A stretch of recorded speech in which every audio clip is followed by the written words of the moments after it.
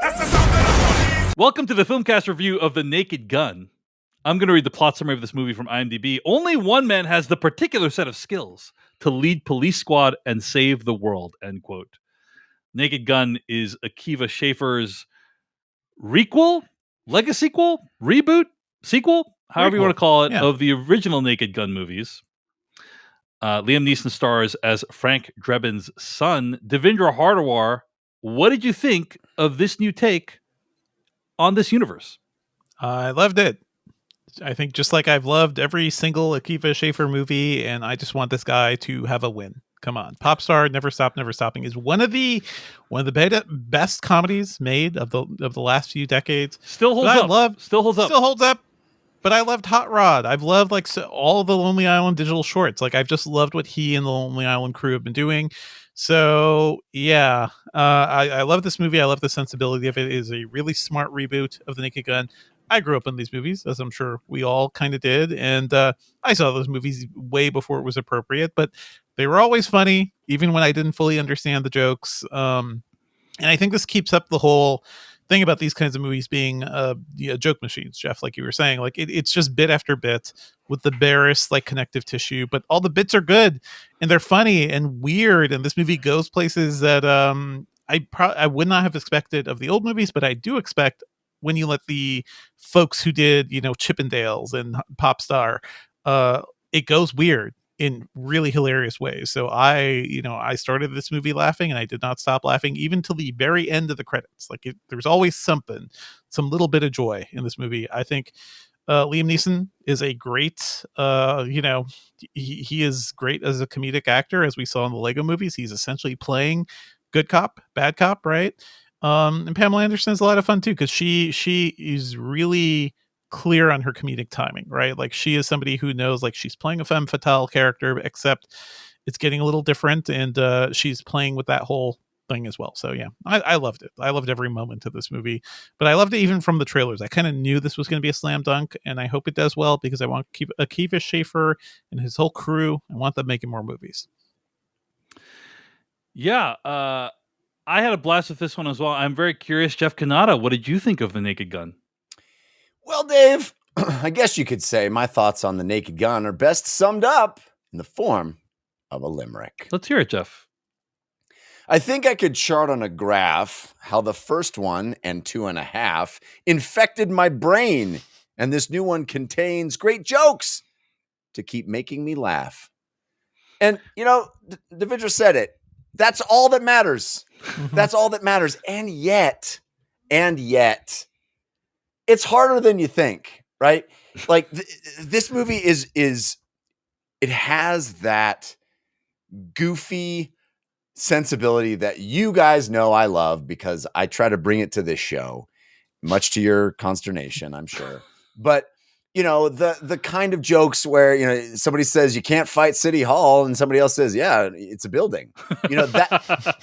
That's the kind of joke that I grew up loving and still love. Yes. And that's the kind of joke that doesn't appear in a movie anymore, right? That's not they don't make even TV shows. There's not that just silliness that you can find in these movies, the Naked Gun movies, the Hot Shots movies, the airplane movies.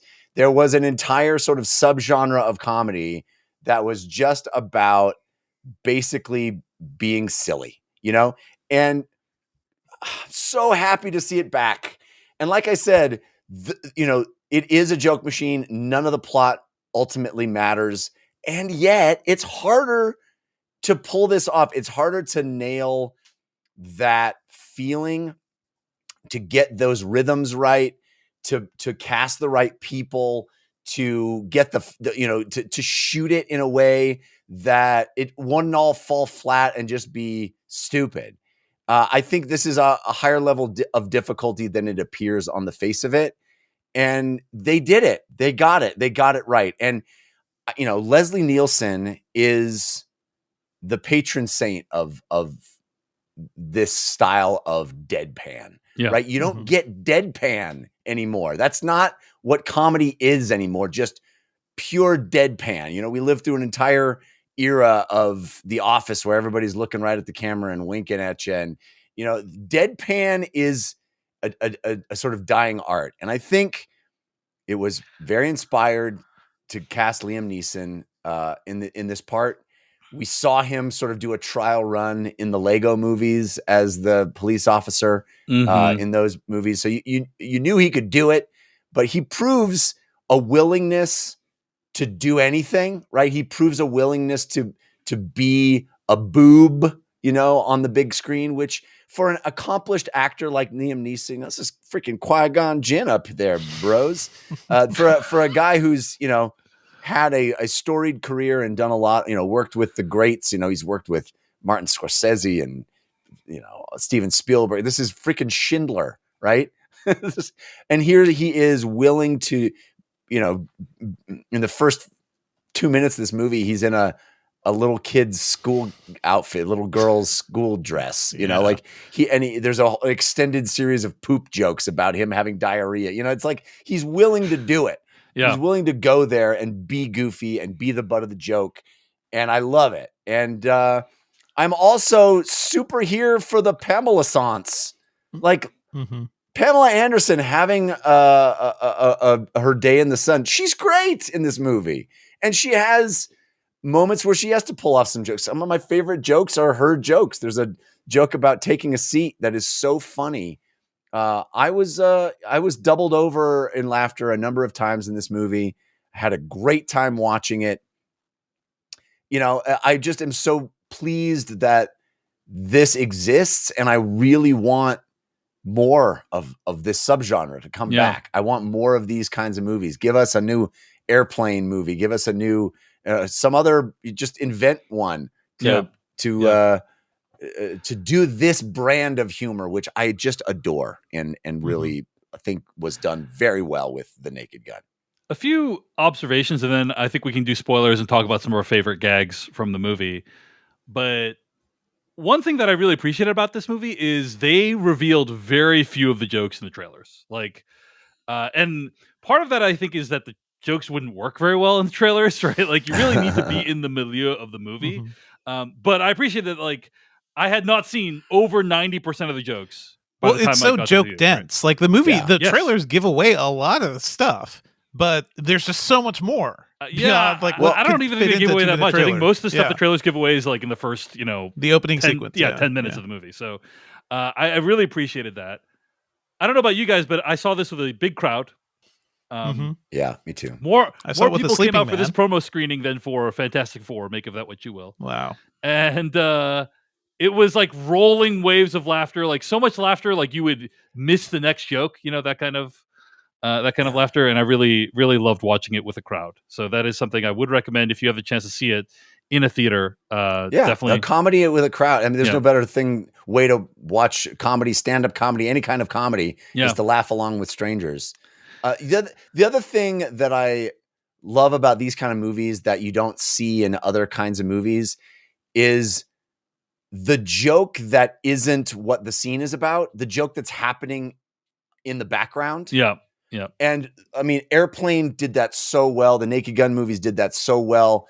And this one has a number of those jokes where they're just walking along and there's some sign somewhere. There's some thing that's happening with some extras in the deep background of a scene that is just as funny and just as ridiculous as anything in the foreground. And I love that humor. That is one of my favorite things. If you weren't paying attention, you would miss it entirely kind of joke. I love that. But Jeff, I want to just expand on something you said about the style of comedy that we have these days. First of all, in general, comedies are not released in theaters anymore. In general, right? Like it's just it's very rare that happens at all. But what usually happens is it's another kind of movie with comedic elements, right? So it's like a MCU movie and people are quipping, and that's what it is. That's what our version of comedy is now. It's difficult for there to be straight up just like we're doing a comedy, but also deadpan humor, as you said, Jeff. We're in such a kind of postmodern world when it comes to people knowing that the camera's there, observing that the camera's there, commenting on the camera being there. It's so refreshing that this is a movie where everyone is playing it straight, right? Yeah. Liam Neeson does not betray at all that anything he's doing is funny in any regard, and ditto Pamela Anderson. And yeah, that's just refreshing to see in a movie, because that's how they used to do it. Everyone used to be like, we have the most serious job in the world right now. That's Right. how it's supposed to be, and the humor comes from all this wackiness, the juxtaposition of Yes. how wacky everything is with how Mhm. self-serious everyone else in the movie is. Also, shout out to CCH Pounder. We Oh, always love yeah. seeing Love her CCH from The Shield, Pounder. Yeah. but also giving her the role of the chief. Like you can imagine her character from The Shield essentially becoming this Yes, person totally. having to deal with them. It's hilarious. I do just want to say that Pamela Anderson was wonderful in this film, and I did feel this kind of acute sense of loss watching this movie. Look, I don't know what kind of career Pamela Anderson would have had, but she essentially, what happened was she starred in Barbed Wire, which was a huge bomb, did not do well, and then the sex tape thing happened right around the same time, and that kind of like took her out of public life, right? Like, we have heard only rarely from her. She obviously did a book and a documentary recently about her whole experience, but she in general has, and she was also in The Last Showgirl recently. That's another movie that she was in. But in general, she has not acted in that many movies, or she has not been a huge part of the popular conversation. And it just made me feel like we have missed out probably on like decades of Pamela Anderson doing amazing work, because like things in her career and also society like aligned in such a way that made it so that she couldn't do the type of work that I think she might have wanted to. Now, I'm not saying she was unhappy or she feels any sense of loss from that. If you watch her recent work, like I watched the documentary. I haven't read the book yet, but I have that, and I might read it at some point. But I think she's like very much like at peace with how everything turned out. She's not like bitter, as far as I can tell. But I was just like, oh, she is so good in this. Like, this is such a perfect. She's doing this so well that it's like, oh man, like I wonder what else she could have done if things hadn't played out in that way. So anyway, I also love that they cast a sort of almost age appropriate foil for him. Yeah. We don't need. There was an era where you would still cast a 60 whatever year old Liam Neeson, and you'd cast the 25-year-old, ingenue opposite him. And I like the fact that she's 50 some odd years old. It's she's great. 58, and Liam Neeson is 73, so it's a 15-year age difference. But but they're dating in real life. So yeah. Which is 15 years at that age is a little less impactful. But I just like the fact that she's not this 20-something, thing that is in this movie. She's still sexy, and she's still played as the femme fatale, and she still, it brings a level of femininity, and she's not a dowdy older lady or anything like that. They're not playing her like that. But we can have women who are a little older be that role, and it works, and it's still fun, and she's great. It is. I was watching Naked Gun, the original, recently. It is wild to me, by the way, that movie Priscilla is about the woman that's in Naked Gun. I just want to put that out there. We saw the movie Priscilla recently, right? The about Priscilla Presley. Elvis Presley. Yeah. Anyway, okay.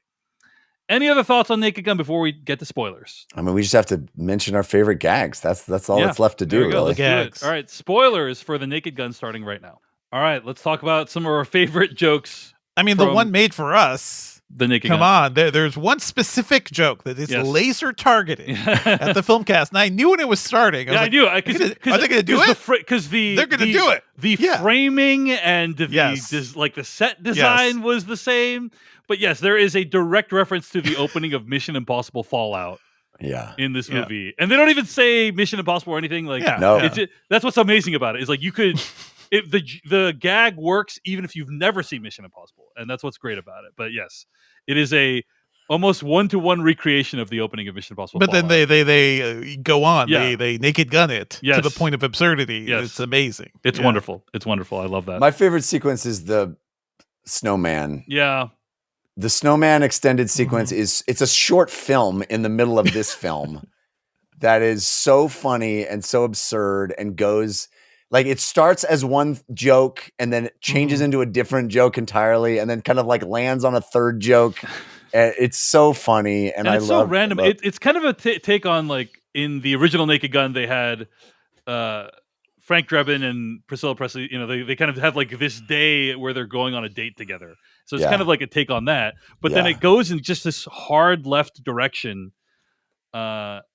One of my favorite moments for the original Naked Gun, by the way, is when they show this whole montage of all these moments they have, and they said, "Wow, it sure has been an amazing day we've spent together." You know, like, but it's like it feels like it's been like weeks and weeks of time that has passed, but it's like they refer to it as like one day. Anyway, it's so great though that they're having fun, they're making the snowman, and then we cut to like she's got this circle of occult wizardry, the incantations book. It's amazing. She pulls it off the shelf like, ooh, look. Things that happen on vacation, you know? The Necronomicon, you know, it's so funny. So funny. There was a lot of wordplay in the movie, Jeff. So I think I thought of you. I was like, oh, Jeff would love the wordplay in this. But it's the movie's a mix of visual gags, like in wacky situations, and wordplay. I think those are like kind of the three things that constitute most of the jokes in the movie.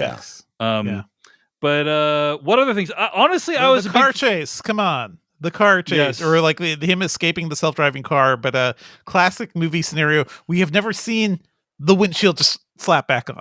Brilliant, like just brilliant, so brilliant. Yeah, that was good. I like that the electric car had a triangular steering wheel because if you've seen some of those Teslas, they have this kind of pilot type steering wheel that to me looks so hard to use. I don't even know how people do it every day. Yeah. Anyway, I love that it's a triangle steering wheel. Yeah. What else? The trying to make it to the bathroom on time. Like, I don't know about you guys, but I've definitely been there, you know, like we've all been there. The best part of that gag is that then he has another chili dog and then he's like, don't do it. Why are you doing this? He's like mad at himself that he can't resist the chili dog. Yes.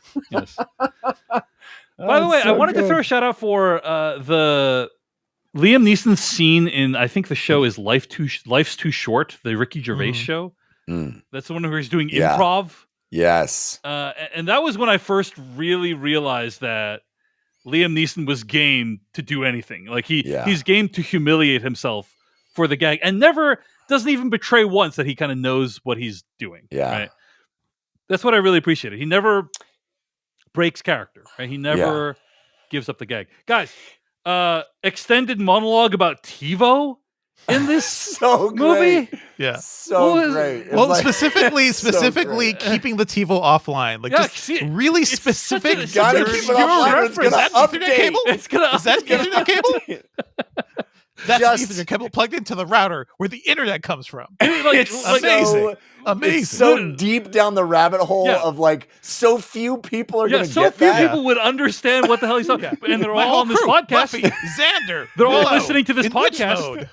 But you know, and it's about Buffy as well. Like, come on. I respected that joke so much because it's like so few people probably even understand. The kids have no idea what he's talking about. And it's not a throwaway thing. It would last for minutes at a time.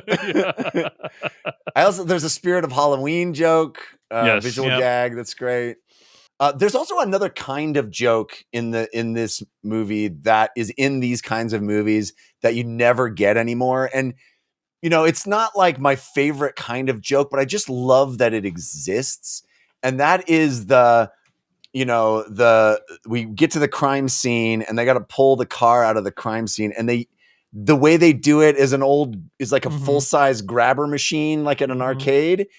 And that like level of the world is absurd. Right. Yeah. Joke is, I just love those. You know, it's like an airplane when the people are dragging their luggage and then the luggages fight each other like dogs or something. Like the thing where it's just like the world doesn't work like that at all. But man, through a kid's eye, it's like Mad Magazine, 12-year-old's version of the world.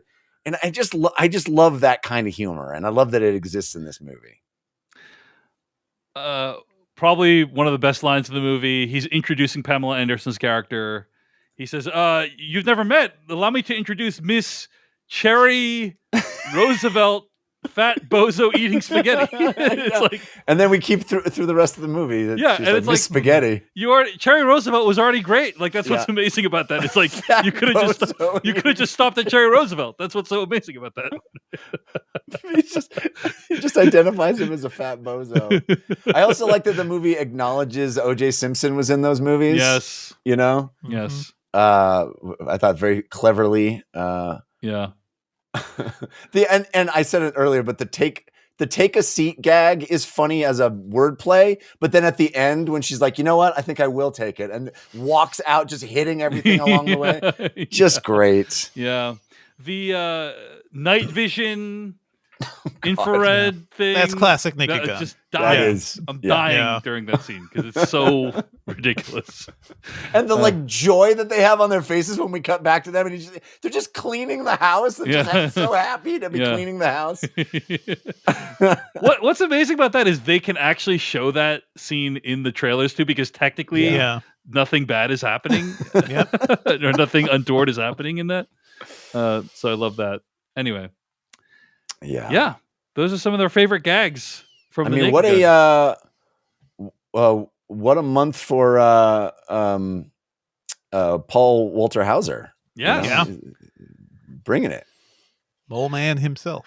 Yeah. Also, do want to give this movie credit for being 85 minutes long. Yeah, Yeah. That is Does not it's an overstay its accomplishment. welcome. Lean and Mean. But it's also so joke dense. It feels like a full experience because you got to sit through the credits because there's stuff before the full credits. There's mid credits. There's the actual song in the credits. There's Yeah. a scene after the credits. Yes. Like this movie Well, just keeps delivering. The fact that the Give the- movie sets up the song, like it just Yes. references Yeah. the song, and we Yeah. haven't heard it. We don't know anything about Right, it. I was like, I did that get rented cut- studio time. I was like, did that get cut from the movie? You know, what a Yeah. weird line to leave in there if that's gonna cut. And then of course, I should have trusted Yeah, that. And then they play the song during the end credits, and it's amazing. it's It's so amazing. great. Right. And I also love the running gag about people constantly handing them coffees. Yes. Just throughout the whole movie, being handed coffee, throwing away the coffee you have Yeah. to get a new coffee. yeah. Ah. The one during Um, the moving car thing, Yeah. while he's driving, the audience I was with just died laughing at Yeah. that. The end credits where everyone is frozen, which is a reference to Yeah. the original movies. I like that, and they did a modern spin on it because like all the liquids are frozen too. Yeah. Right? Like, Yeah. and I was just like, they're really putting a modern spin on a classic. And the franchise. freaking out, like them freaking out that the world is, why is the world like this? What's happening? Yeah, good stuff. Shout out to Danny Houston, right? As always, yeah. Who is awesome in this. Always a bad guy. He Yep. plays a billionaire car salesman who has bad intentions for the world. Yeah. Hey. And you realize like this is what is this, the second or third movie this year that we've seen that basically has that character as a bad guy, I think. Real zeitgeist. Yeah, real Yeah. zeitgeisty. But Yeah. anyway, loved his role in the film, and he's kind of like the Danny Houston character is like the what is his what's the guy's name? Ricardo Montalban character Mhm. in the Yeah. first film, where he's almost like an audience surrogate, right? He's almost Yeah. like Yeah. this The is only how like one a who quote sees the unquote normal madness. person Yeah. would react to everything happening around him. Yeah. And that's a tough role, I think, Yeah. because if you're too much like a normal person, then the humor doesn't work as well. But you need to be like a little bit, because otherwise, then there's nothing funny for Liam Neeson to bounce off of. So anyway, appreciated his role as well. Okay. Yeah. Any other thoughts, guys? I think that's it, right? Good We all movie. loved Go watch it. Chippendales. Fun. I feel like a lot of people have not seen their Chippendales, but that reboot was fantastic as well. Completely underline that statement. Yeah.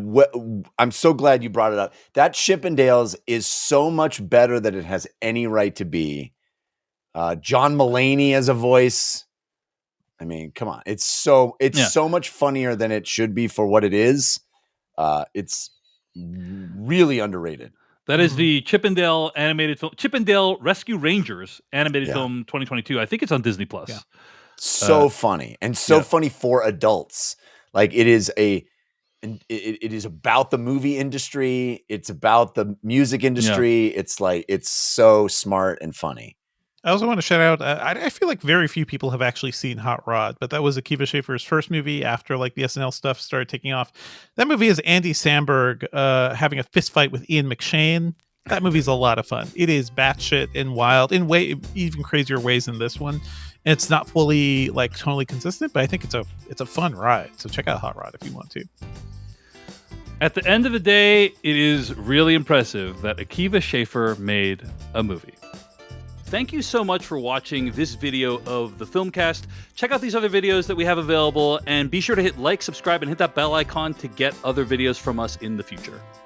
You can also go to thefilmcast.com to catch all of our audio podcast versions of all of our episodes. And support this podcast at patreon.com/filmpodcast, where you can sign up for ad-free episodes and exclusive After Darks. Thanks so much to everyone who makes the Filmcast possible.